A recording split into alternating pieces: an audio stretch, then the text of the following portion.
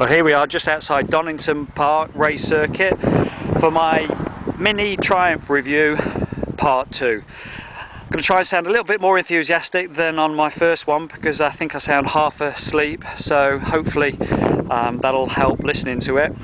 Right, had this just over a month and I've done 850 miles and I've had some extras put on it. The extras are shorty exhausts, 20 bars and the rear swinging arm chrome covers. They, I think they really add to the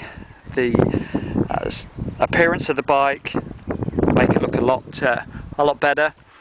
The 20 bars I'd recommend, quite easy to fit, and when you are riding the bike they put the riding position about an inch more forward, so they are about an inch further away from you, as it were, when you're sitting on the bike. I'd go for that. I think they add a good look to the bike and really worth having. The chrome covers on the swinging arm, dead easy to fit. Once again, I'd do that, and the shorty exhaust. The sound is excellent with those on, far better than standard, as you'd expect. I preferred the shorty over the long because of the just the looks, the aesthetics. You've got to put the shorty exhaust on. Right, what do I like about it? I continue to like the ride, really enjoy it. The more I ride it, the more I like it. And the torque, the acceleration, it's not sports bike acceleration, but it is good fun to be on. I tell you what I get a bit of a thrill out of is just quick short shifting. You just pile on the power, quick short shift. It sounds excellent, and people behind me have said that it sounds great, so you just get sucked into doing lots of short accelerations and enjoying the sound. One or two things to take note of if you're going to buy one of these fellas, and that is just be careful of this area here where the Triumph badge is. Your foot catches on the casing dead easy and scratches that, so just be careful of that.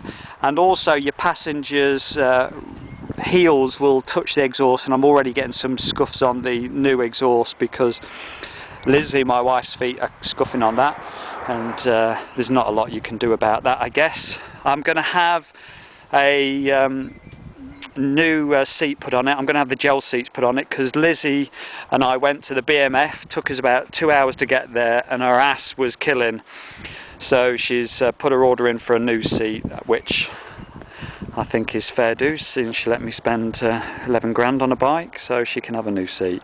I've ordered some of the teardrop mirrors, and I've also ordered I've ordered the rear chrome luggage carrier, so I'll have those in a couple of weeks' time. What else? I'm going to add the little cone onto the front as well. I think that looks good. I've seen a bike with a black bike with a cone on it, and it looked quite good, so I'm going to add that to it as well. Anything else to consider? Oh, after an hour or so riding at constant speed, my hands started to go a little bit numb with the vibrations, so just bear that in mind. All in all, bike is fantastic. Enjoy it. Gets great looks. Great looks from passengers in cars. I've had guys just stop at traffic lights and stop and miss their light as they're waiting for me to go, and they just keep looking at it.